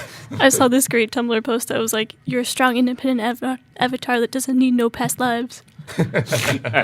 Yeah. Well, and the way I was reading, like the whole like her merging with like, because we saw her on that like weird path in space that we saw Aang on when he unlocked his chakras and like to try to get into his avatar state, like his inner cosmic energy. She did the same thing. The way I read it is that she was able to go into her cosmic energy thing and then make it into a huge giant to go fight Vaatu because of harmonic convergence was going on, which was said like amplified all spiritual power and like the cosmic energy of the universe like focused on the single point. Again, Alex, I didn't say it bothered me. It didn't bother me at all. I'm not saying it for you. I'm saying that's my personal explanation of it to like the audience out there. I didn't It's need an an easy thing to explanation. pick It just apart. looked really cool, but Yeah. it looks cool, Well, I and know- it doesn't just make you go, oh. I know it made some people out there mad. Like some fans of Korra were like I guess they said it felt un-Avatar-ish, like not this battle of the elements, but said this basically punch out between two giant creatures. But How is that not? I mean, how is that not Avatar-ish though? Did they not see what was going on? Like, imagine that's what it looked like, except with Vaatu and Rava before. Remember how like when you first meet them as Wan, they're just literally duking it out, like Just rolling Right. around. Rolling around, in the dirt. like strangling each other. Right. That's basically what that was, except now they're both in humanoid form. Right. Yeah. I do have one question though. Did they ever explain why Vaatu's thing while he was in that giant form? Did they ever explain why his thing was roots? Ever? Well, waterbending allows you to control plants, and it's just like a strong, hard to use, rarely shown. But the thing is facet that they of actually show the waterbending. roots coming out of his body though. That's the thing. Well, You could just make the argument he's like they're just showing that he's such a powerful waterbender with all this power at this point that he can just make the roots. It's sort of he like can- having so a he- firebender use He can lightning. It's just- spontaneously, but he can spontaneously generate life. Well, actually, I think it's more of a Vaatu power than an Unlock, because remember when Vaatu was fighting Korra, like just Vaatu, he like shot some of his like arm things into the ground and it emerged as a bunch of vines, and like Korra was trapped until she firebended them away. And then when Vaatu did it, or Vaatu Unalak did it in the giant form, they shot like those things from his like head, his little tentacle things into the water, and they emerged as vines. So I guess that's just one of Vaatu's powers, I guess. That's the way I read it. This is a really weird power when you think about it. I It guess. is, but I think it would have made more sense if they had emerged as a bunch of black tentacles than as actual vines, but whatever. It was. It was I know what you're thinking. Don't say it. I'm not gonna say it. It was It doesn't say- need to be said. one thing that did like confuse me just a little bit is that like it's very clear that when Rava is killed, like she is the last Avatar. The Avatar cycle is broken, and she's lost her connection with her past lives. But there is a definite shot of Korra airbending herself up into the tree of I don't. time. I don't think that's her. I think. See, but I rewatched the scene specifically because like you were doubtful about it. Tenzin jumps up, like airbends up into the tree and just stands there, and then Korra does the same thing. Like Tenzin doesn't turn around and do any motion to help Korra up. So, but that doesn't make any sense though, because then the rest of her fights, when she does use bending, it's only water bending. I feel like that might have just been an animation oversight. I sort of wonder I that would too, think so, because too. it makes sense to me that the that water bending should be the only thing that she can do because that's her natural element. You know, now she's What- lost Rava. But what if that's not even her natural element? What if she naturally doesn't have an element? I don't think that's possible because she's the water. She's water in the cycle. My natural but element wa- is spirit bending, and that's why I can form a giant. but remember, blue monster. Juan Fire didn't originally have an element either, Well, but that's because which I was still right about, by the way. well, and I see if it does turn out that she does still have her bending, you know, in that mode. I could see it being explained in that. Whereas Juan was given his powers, you know, like as a 17-year-old, you know, and got the 4 elements. Korra was literally born with the ability the potential to bend all 4 elements was inside her from the very beginning. It was a part of her so, physical like, makeup. Yeah, it's a biological thing. That's how I saw it. See, that's we're not going to even get into that. Yeah, let's, I know. Let's not get into it So- because it's clearly been shown that bending is not biological more than once. They've well, shown- but Amon is able to take away bending by blood bending. no, excuse me, it's not genetic, is what I mean. It's not genetic. That's Because true. it clearly just shows up randomly in certain people. No, but I think it is because it creates the possibility. Because if you notice, there's never someone who, at least in the show that they've never shown a water tribe member giving birth to someone who can earthbend. Like, Well, No, either it's genetic but by that what I mean is it's not genetic between bloodlines, it's not genetic because between races. I believe both of Katara's parents weren't waterbenders, and yet she was a waterbender and Sokka wasn't. So I think it's like Jeremy's saying, you can be born to 2 non-benders and be a bender, but if your parents are water tribe, then you have to bend water. You can't suddenly be a firebender. because the turtles are jerks. Them turtles are Turtles jerks. are mysterious and old, and are also partly lions. So, are you going to argue with the lion turtle? If I could, I would. Yeah. Hey, you're a jerk. I also Oh, like- really? Let me give you a 12-point argument on why you are. Yeah. You know, and I also liked with the whole Tree of Time thing, I felt that didn't come out of nowhere because Jinora had actually talked about it in the library, the Tree of Time, that's a thing, you know. But So I like that they see, planted that seed a little early. That's not enough planning though. If you're gonna reveal, here's a tree that literally knows everything. Yeah, my advice: you want to introduce that with more than one episode ahead of time. Well, it was in the library, so that was in episode 10. Yes.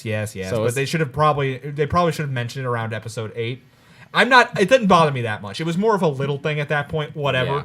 If it was named the Tree of Knowledge instead of the Tree of Time, I would be far more okay with it. 'Cause Yeah. it's like, And the Tree of Knowledge would store knowledge. And I liked how Tenzin very much was saying, sort of like the lion turtle said to Aang, don't bend the elements but the energy within yourselves. So I think what she's doing is sort of like cosmic energy of the universe plus energy bending, somehow sort of all tied together. There's some sort of mystical-y stuff going on there, that Mystically stuff. yeah, Wibbly it's not- wobbly, that's not timey wimey. pretty much. It's not really explained, purely defined Yeah. because it's it doesn't really have to be It's magic.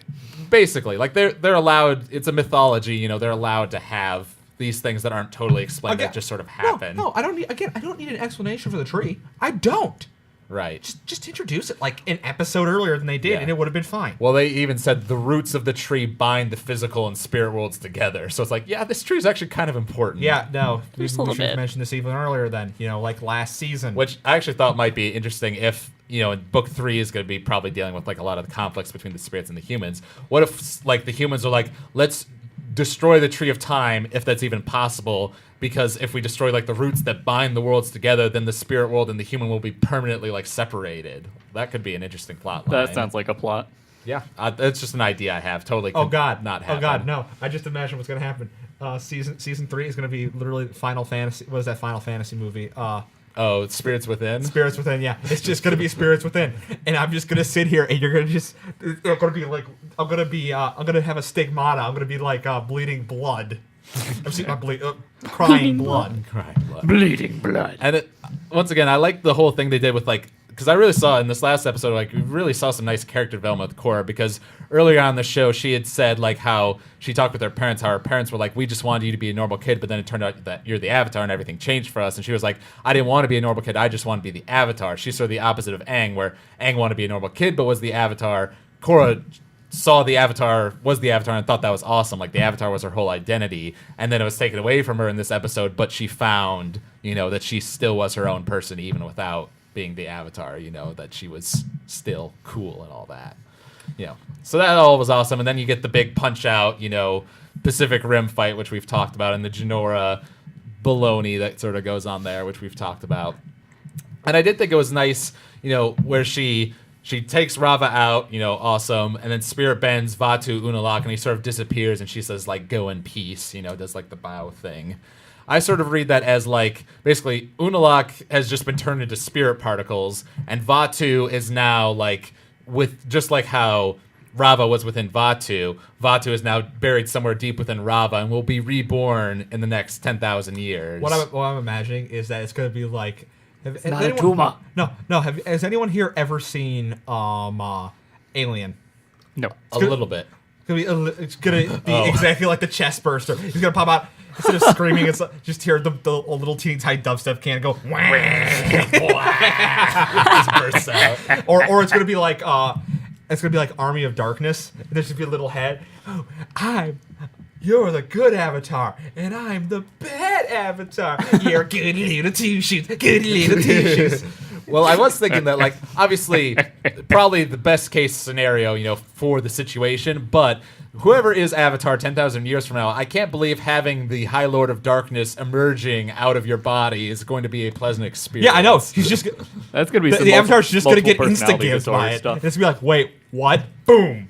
Well, the other thing I thought was what Jinora showed us, whatever she did, was that if she can do that to Vaatu, the opposite can also happen. So I think, I don't know if this would ever be a plot point, but technically they could bring Vaatu back if someone somehow found a way to basically, like, do a dark spirit energy thing where, like, the darkness was inside, Korra / Rava and could somehow be pulled out. And then they scorpion her and- chest and rip out her heart. No. And he just emerges. No, that's what I was just thinking. they're going to pull a temple. If they don't pull a Temple of Doom now in the in Change, I'm going to be really disappointed. Kalima! Yeah. And I was also thinking, like, obviously Varric escaped, and basically the reason I think they did that was to leave it open so they can use him in seasons 3 and 4, which I am totally fine with. Oh, because yeah. I Did love someone say Varric. something about the thing? Do the thing, Do Julie. the thing. And but also, like, obviously it went through his prison, but I'm assuming those vines went through a lot of prisons. So, like, did all the prisoners just escape into Republic City during all this madness going on? Probably. It's literally going to be nightfall now. Mako's going to be exhausted. Then someone that he put away is just going to break his back. Boom. End of Mako. Never have to see him again. So now he's Thank Batman God. instead of Nightwing. Oh, he was never cool enough to be Nightwing. Well, There were some episodes where he was almost competent, and I felt know. like maybe we could justify Andrew it. was comparing him to Nightwing a lot. But I also like, we were cutting back and forth between that and, like, all those spirits coming towards, the tree to attack Korra, and they're, like, fending him off, but can barely, stop him. And it looks like Bolin's about to be attacked, and then Eska and Desna show up to save the day, and Bolin says some line like, let's face the end of the world together. You're so romantic. Eska had some funny lines in this episode, which I really appreciated.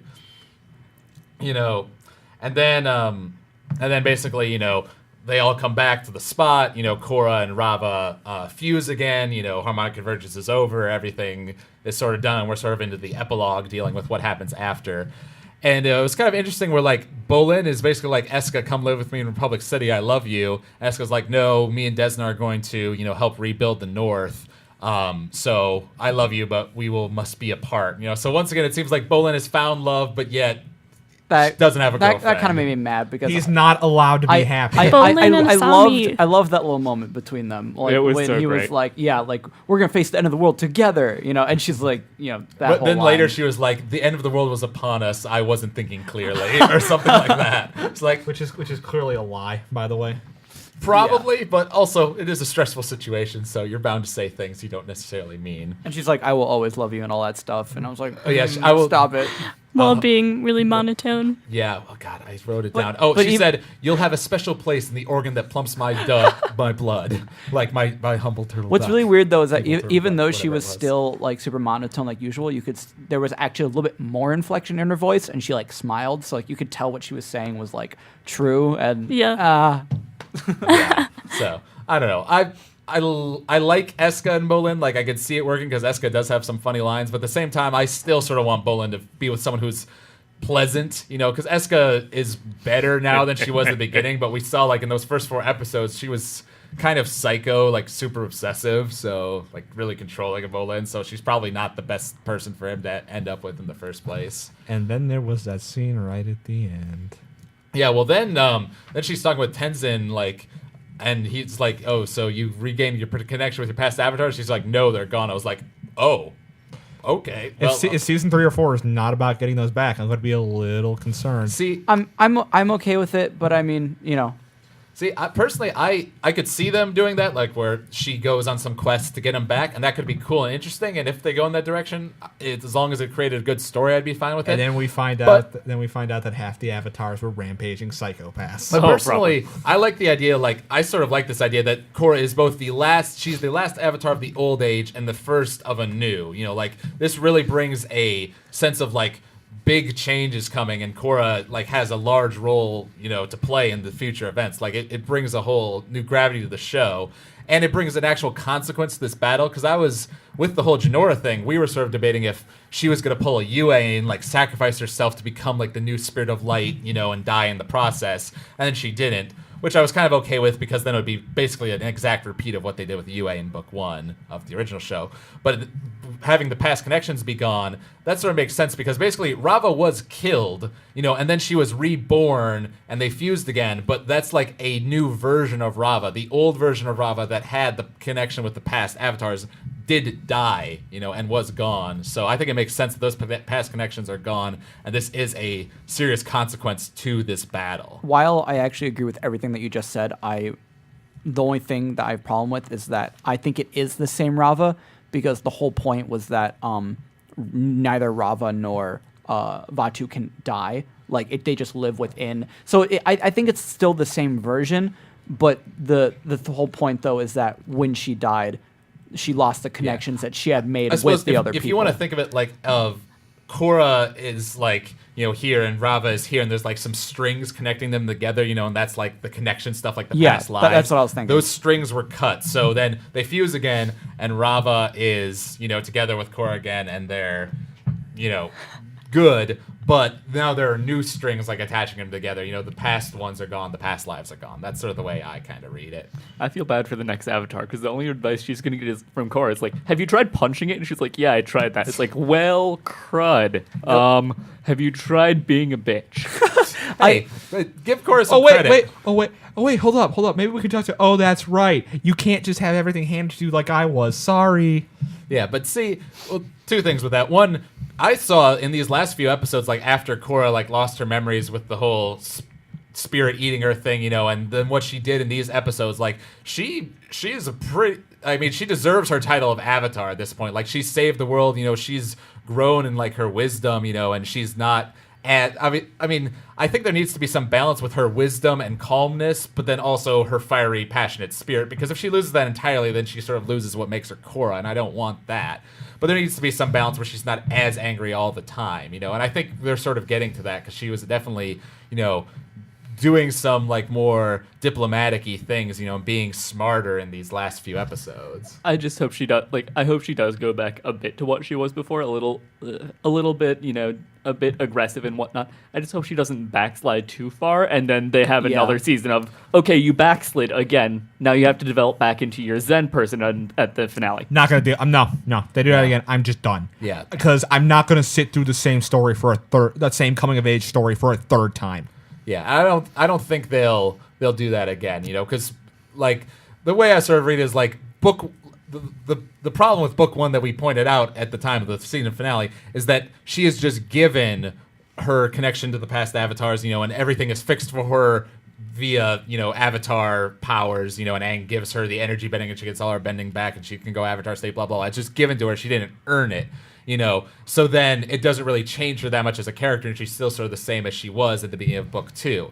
At the end of book 2, she is actually, the whole point was that she did this on herself, by herself, through her own actions, not having anything to do with the Avatar. So now I think she really has grown as a person. You see that, I think, with her breakup with Mako, what could have been like a really like, maybe anger-filled, tearful, sad, well, it's still sad, but, more aggressive sort of breakup. They were very like calm and reasonable about the whole thing, I thought.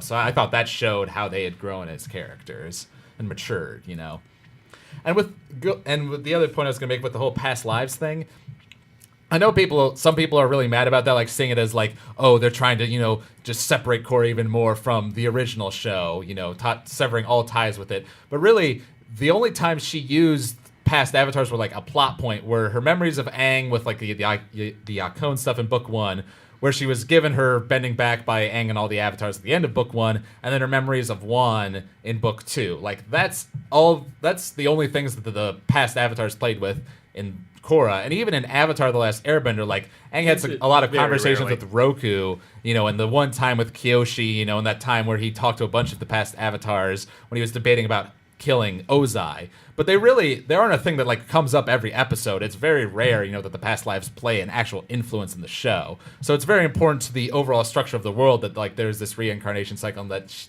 they have the memories and powers of all these past lives, but it didn't actually come into play all that often. So I don't think it's that big of a deal as some people are making it out to be. Yeah, no, I definitely agree. I mean, if they were going to cut all ties, they would have just started killing off like the older characters. Like, even though she doesn't get much screen time, like they could have killed off Katara. They could have killed off like freaking what's his name? Oh my gosh, I feel Zuko, yeah, Zuko. We still haven't because seen we haven't yet. seen him, but like I like the possibility that he's still in the world and that we might eventually see him. They would have brought back Iroh. They've said he's still. And they brought alive. back Iroh. Yeah, they did. They didn't really bring back Iroh though.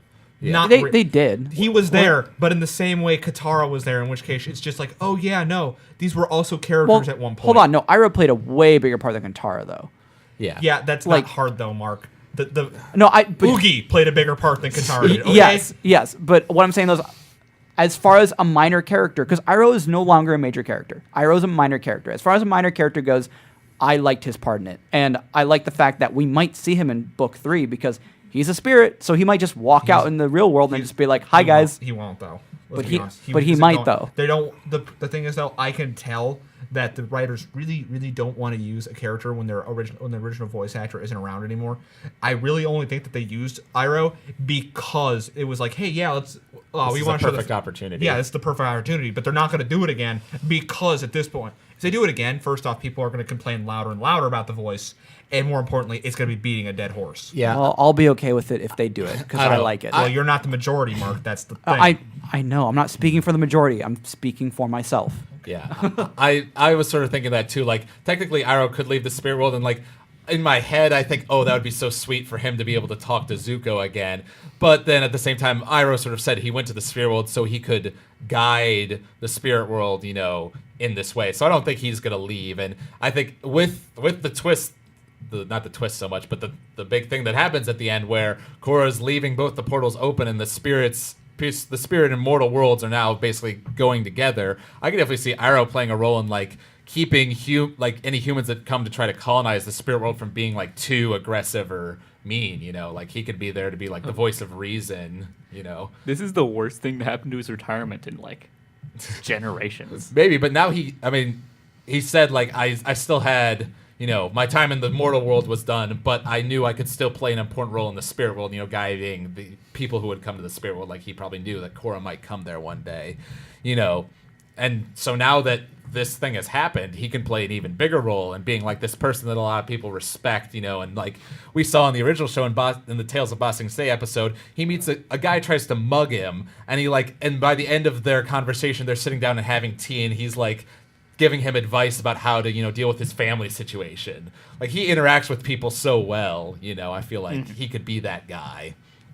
And as far as, like, I guess we can go around the table with the whole, like, spirit world, human world thing that they're doing here. Because, honestly, when I watched that, I was like, that is a kind of a bad idea. Like, there's going to be a lot of problems that are coming from this, but it will make for a fascinating story for season 3. So I am personally like really excited by this prospect of like a new age. Like Korra said, like the planet energy has shifted. I feel it. The world will never be the same again. We're entering a new age. She's doing that speech, pan up to the spirits flying in the sky. Like that gave me goosebumps watching it. Like there's so much they can do with that. Although I will say this honestly, I wish they had ended it on a different spirit than the flying bunny. Like I don't know, like You mean the Great Trader? like it ended and I was just like, oh, it's kind of cute, I guess. Like I had goosebumps, and then I saw the bunny and I'm like, well, that's and then cute. furry foot comes Yeah, out. and then it flies ended. at the I'm like, screen. Okay. Well, I It guess could be that's like a badass dragon exactly or anything like that. That's what I was thinking. I'm like, oh well, I guess it's over. Okay. Yeah, I guess they could have chosen something cooler than the dragonfly bunny, but So whatever. wrapping it up. Okay. Oh yeah, and the big thing I was going to mention earlier is that Mike DiMartino and Brian, the two co-creators, they actually had like this interview with Speakeasy, I think it was, and they revealed book 3 is going to be called Change, and they said it actually is going to happen like a few weeks after the book 2 season finale. Is going to deal with basically Korra, dealing with the problems with the spirit worlds and the human worlds going together. And personally, I sort of see it as a thing where like this whole spirit world thing is like a high risk, high reward sort of situation where the ideal scenario where humans and spirits coexist peacefully, like there's so many positive things that could come out of that. I see why Korra wants a world like that. Then on the other hand, though, you have, spirits and humans hate each other and constantly fighting, and the world is a piece of crap. Whereas before, where it was before, the world was sort of in the middle, where spirits and humans were sort of meh towards each other, but they were separated, so they couldn't hurt each other, but they also couldn't help each other. So it sort of depends on how you view it, either cynically or like with optimism, how it's going to go. But, so I guess just going around the table, overall thoughts on the finale and book 2 in general. Personally, for me, like, book 2, I think looking at it overall, like it had some, I think episodes 5 and 6, like they're in the middle, like that's sort of where they go to the Republic City episodes. I think that's where the show got a little bit weaker for me. Not that those episodes are bad, but it sort of slowed down a little bit. But then you get to stuff like with the beginnings, and then basically everything from the beginnings onwards, like I thought was great. And I thought the early part of the show was great. So just like those couple episodes in the middle, I thought were a little weak. But this finale, like I loved it. It was so epic. There's so many great fights. We got to see so many cool moments of character development and Bolin being a badass, in this awesome fight between Dark Avatar and Avatar. The only big problem with it, I think, being this Jinora Deus Ex Machina sort of thing. I hope they just explain it in book 3. Because if she really is this really powerful spirit person, that she could play a big role in helping Korra balance the human world and the spirit world. So hopefully they expanded that in book 3. Gretchen, what are your overall thoughts? Yeah, I just hope that they explain things later on because, well, I did love the ending. There were some things that we could definitely understand more. Okay, and what about book 2 as a whole? I really loved it. So overall, you enjoyed it? Yeah. Okay, what about you, Jeremy? Well, the show has put itself in an interesting position. The next season can either be very good, or it could be awful. Well, I guess that's true of anything. Yes, but this is an interesting position to put itself in, is because it's putting itself into a fairly dangerous position, and that's a good thing. But it needs to the writers need to be very careful for what they do. As far as the series goes, the first half of this season was not good. Really? So even like the beginning episodes, you didn't really like? No, I did not. I was bored watching those. I cannot rewatch them now because they bore me. The second half of the season, starting around beginnings, season definitely picked up steam, and it got much better. I would say overall it was an okay season. Okay. But the beginning of it is a slogfest for me because it's not fun to sit through, and there's a lot of stuff that's going on. It's like, oh. Better or worse than season 1?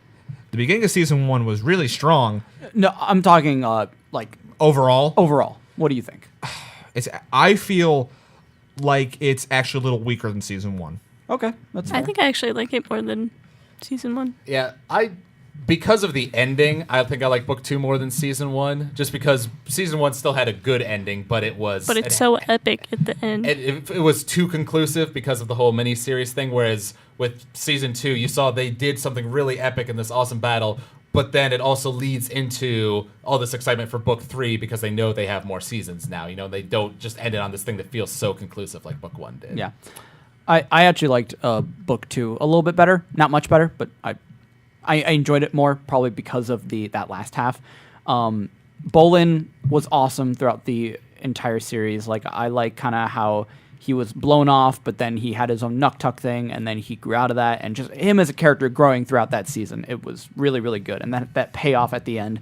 And I like Korra's growth as a character. As long as they keep that growth and they don't regress again, I'll be happy. The end battle was so cool and awesome. Like, I couldn't really have asked for more, especially with the dubstep cannon. The dubstep cannon. That was my favorite part of Vaatu. So I was happy that they brought that back. Okay, I will say this much though. I enjoyed Vaatu as a villain, if only because if he had hammed it up any more, he would have been banned from most Jewish conventions. Too much ham, man. All right. He was definitely not a kosher villain.